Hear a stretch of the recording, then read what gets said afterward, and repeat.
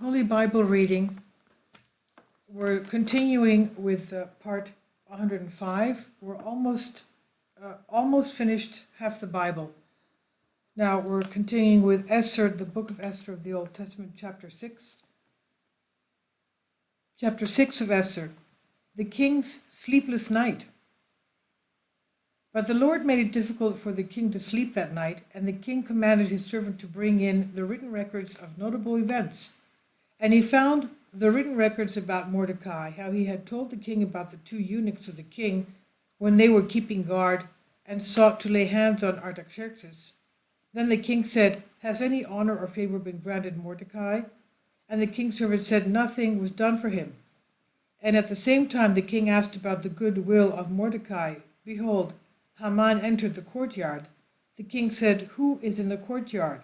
Haman had come in to talk to the king about hanging Mordecai on the gallows that he prepared. And the king's servant said, "Behold, Haman is standing in the courtyard." And the king said, "Let him come in." The king honors Mordecai. And the king said to Haman, "What should I do for a man whom I wish to honor?" And Haman thought to himself, "Whom would the king wish to honor but me?" So Haman said to the king, "As for the man whom the king wishes to honor, have a king's servant bring the royal robe that the king wears, along with the horse he rides, and let these be given to the one of the king's honored friends. Let him clothe the man whom the king loves, and then mount him upon the horse. And let it be proclaimed in the city square, saying, 'Thus it shall be done for every man whom the king honors.'" Then the king said to Haman, "You have spoken well. Thus you shall do to Mordecai the Jew, the one serving in the courtyard. And let no word you have spoken to me be overlooked." So Haman took the robe and the horse, and arrayed Mordecai with the robe, and mounted him on the horse, and he went throughout the city square, and proclaimed, saying, "Thus shall it be done to every man whom the king honors."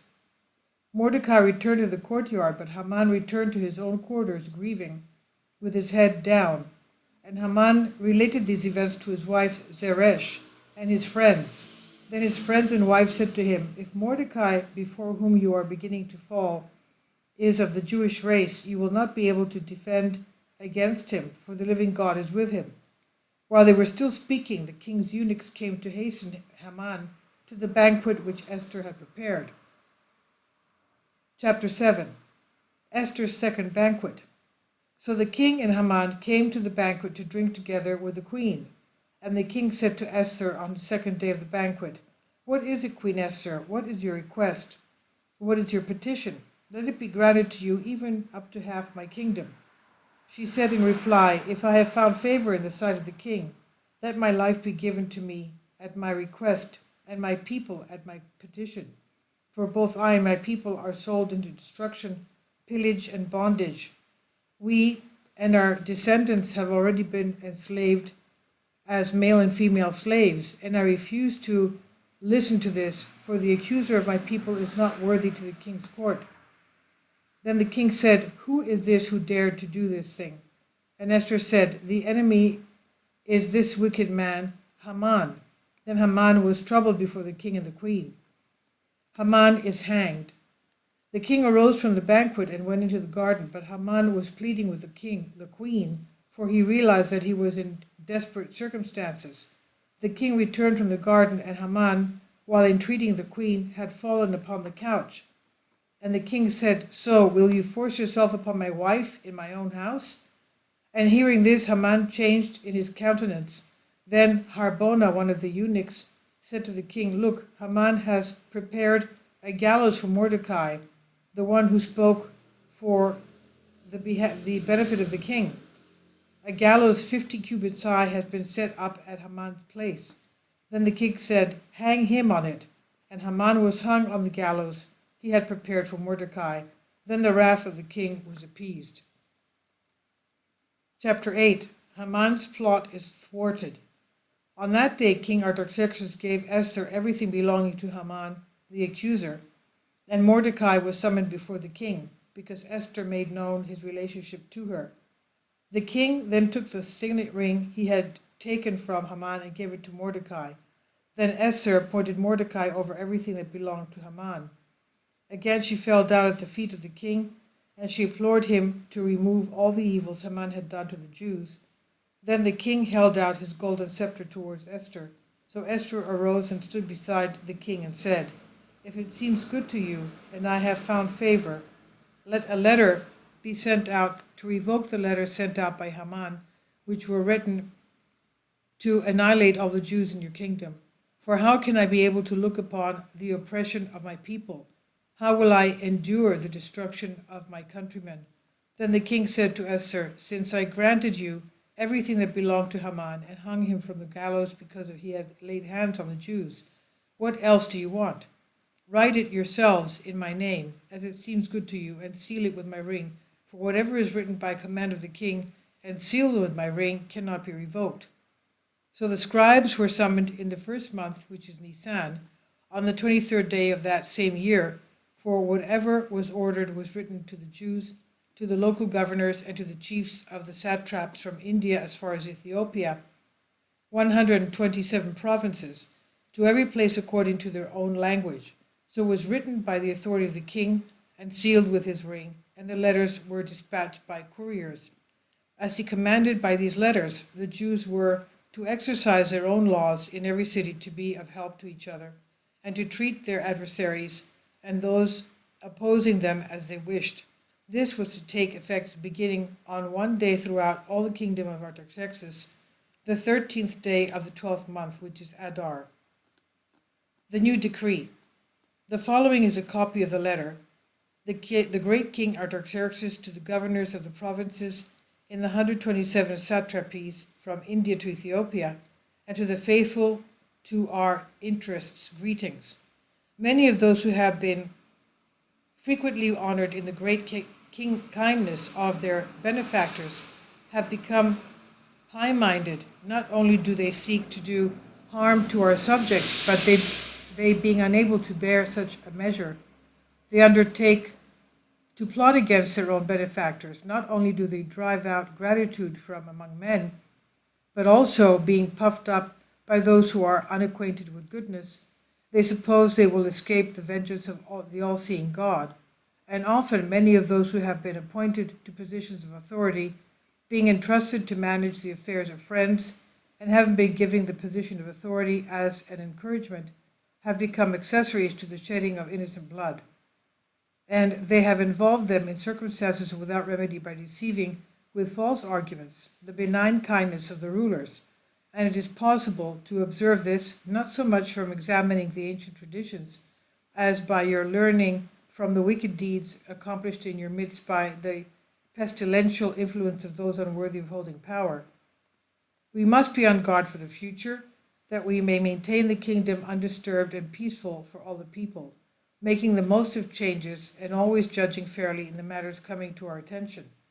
Thus Haman, the son of Hammedatha, a Macedonian, certainly not of Persian blood, but different greatly from our kindness, and having been hospitably received by us, received such a large share of the benevolence which we have for all people, that he was even publicly proclaimed to be our father, reverenced by all.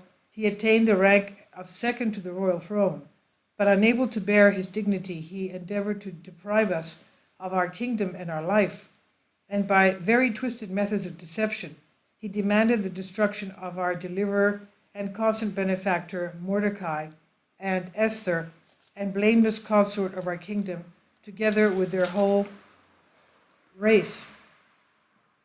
For through these ways he expected to catch the nation of the Persians undefended, and to guide the Macedonians to victory. However, we find that the Jews who have been consigned to destruction by this terribly wicked man are not criminals, but live by most just laws. We find them to be children of the Most High, most mighty living God, who has guided the kingdom both for us and our forefathers in the most excellent manner. Therefore you will do well to disregard the letter sent by Haman, the son of Hammedatha, because he who has produced these has been hanged at the gates of Susa along with his whole household. For God Almighty, who rules over all things, swiftly rendered a just judgment on him. Therefore, post a copy of the document publicly in every place, making it known that the Jews are to follow their own customs and join in supporting them, so that on the day set of their destruction, the 13th day of the 12th month, Adar, they may defend themselves against those who would attack them. For God, who holds power over all things, has made this a day of gladness for them instead of a day of the destruction of a chosen race.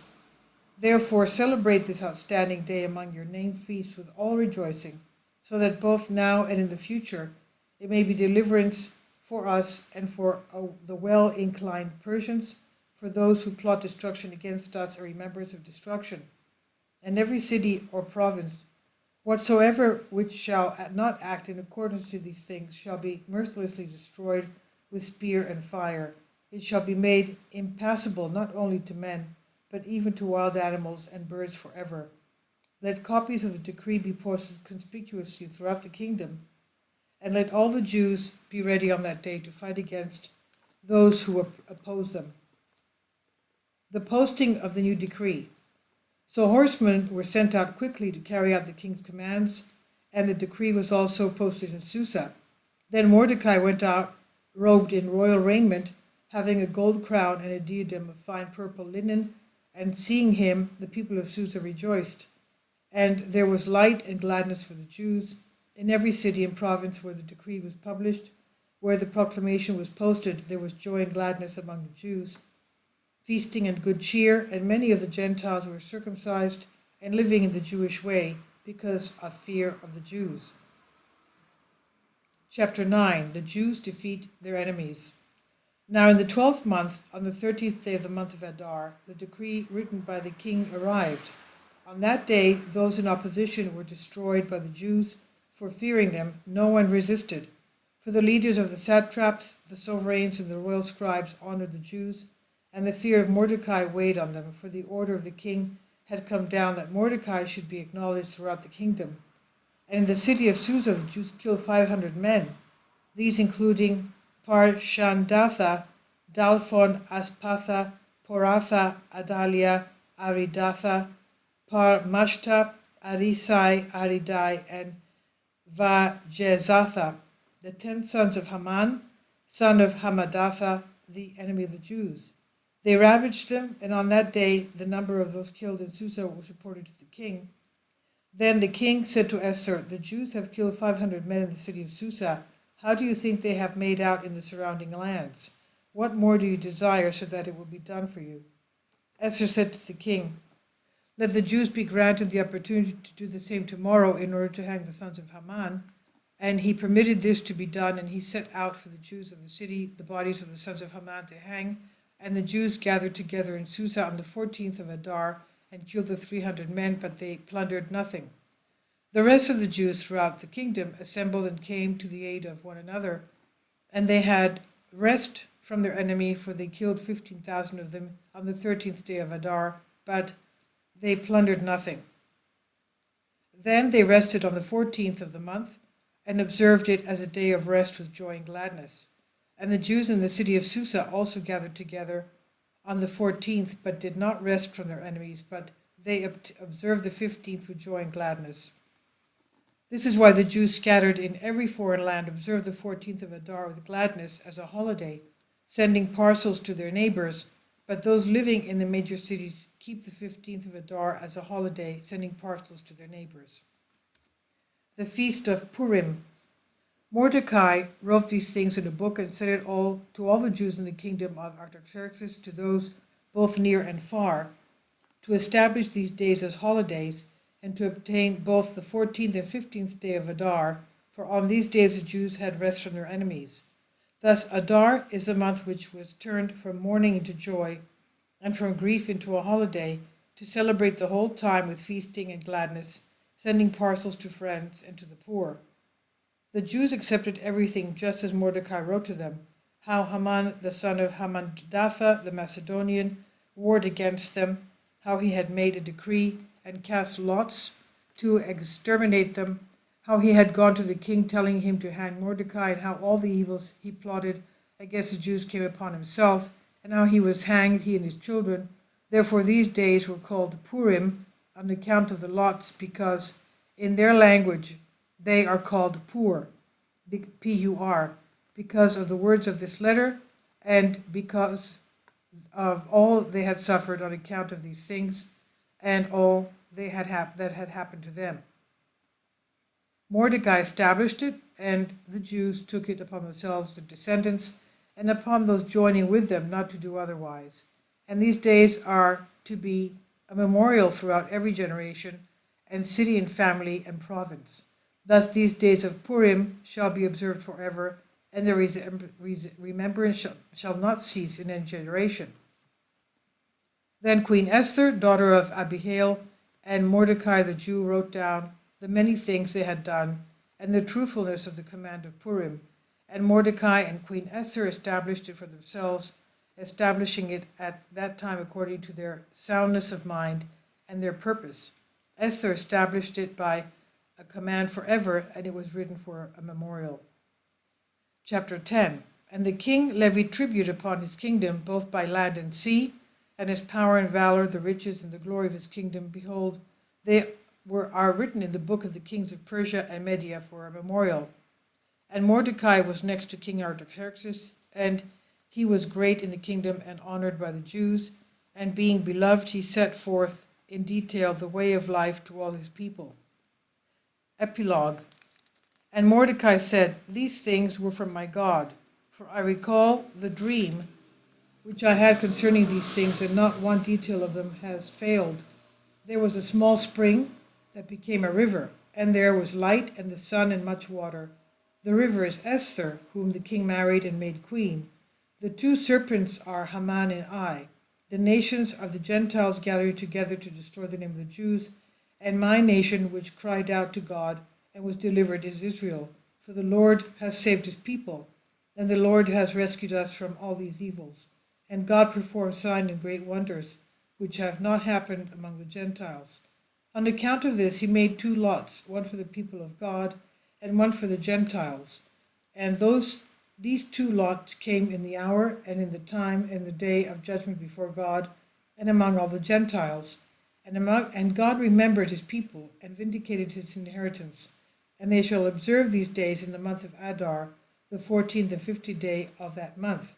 They shall gather together with joy and gladness before God throughout all generations forever among his people Israel.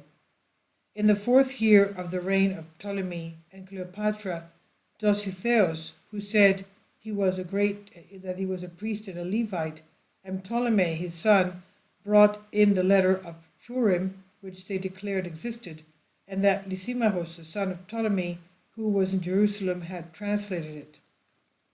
And we'll continue with the book of the Maccabees, 1 Maccabees tomorrow, and we're going to see how the archangels of God helped them. Now we'll go to chapter 4 of 1 Peter, Crucifying Passions. Therefore, since Christ suffered for us in the flesh, arm yourselves also with the same mind, for he who has suffered in the flesh has ceased from sin, that he no longer should live in the rest of his time in the flesh for the lusts of men, but for the will of God. For we have spent enough of our past lifetime in doing the will of the Gentiles, when we walked in lewdness, lust, drunkenness, revelries, drinking parties, and abominable idolatries. In regard to these, they think it strange that you do not run with them in the same flood of dissipation, speaking evil of you.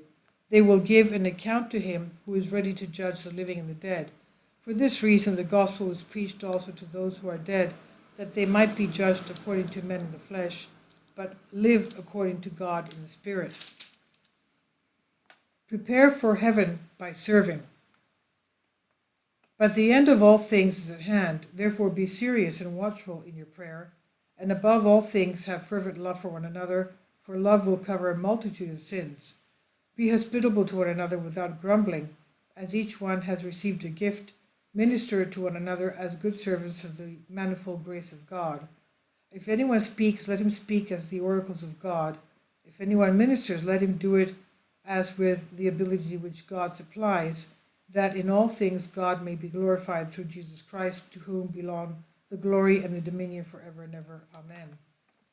Prepare for the end by suffering, Beloved, do not think it strange concerning the fiery trial which is to try you, as though some strange thing happened to you, but rejoice to the extent that you partake of Christ's sufferings, that when his glory is revealed, you may also be glad with exceeding joy. If you are reproached for the name of Christ, blessed are you, for the Spirit of glory and of God rests upon you. On their part he is blasphemed, but on your part he is glorified. But let none of you suffer as a murderer, thief, or an evildoer, or as a busybody in other people's matters.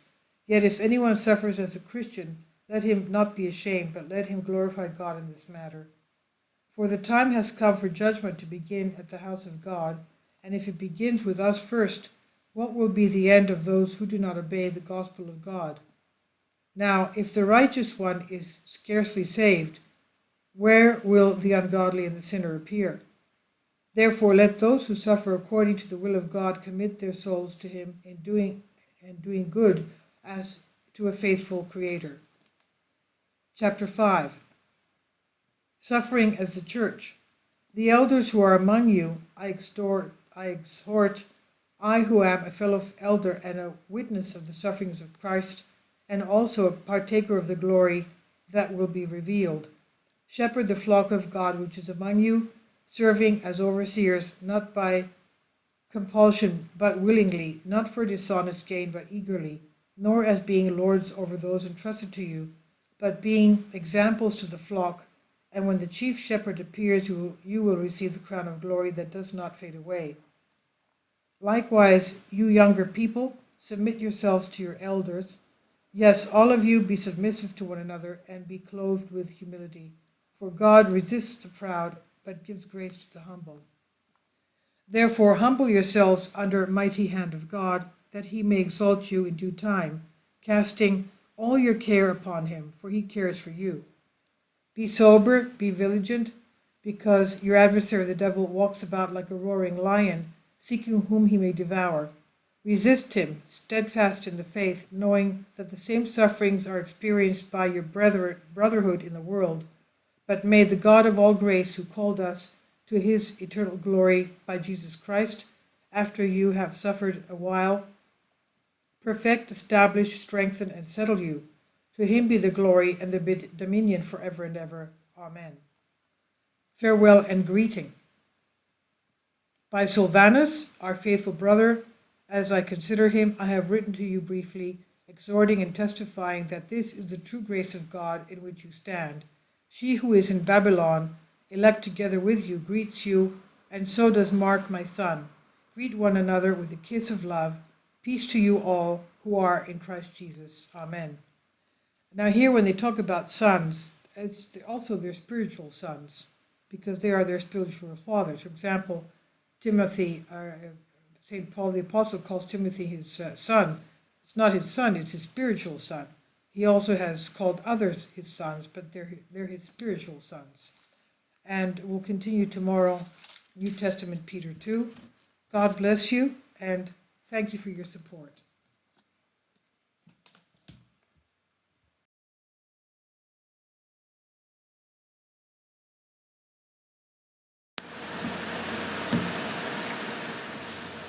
If you'd like to join me on my Patreon account, you will hear content not covered by mainstream media. These riveting stories will be based on my research, and I will state my opinions and give my personal insight on diverse and controversial subjects and world events not covered by mainstream media, and not supported by YouTube guidelines. So whatever I have on my Patreon, most of those will not be on my YouTube channel. Please consider becoming a member today. More of the most significant and important videos will be on my Patreon channel. Your support helps me to continue my research and keeps this YouTube channel alive. And we depend on your support, your generous charity, because we help economically challenged families here in Athens, Greece, in Kapota, and we also help the young generation with university tuition and the community around our church. Thank you.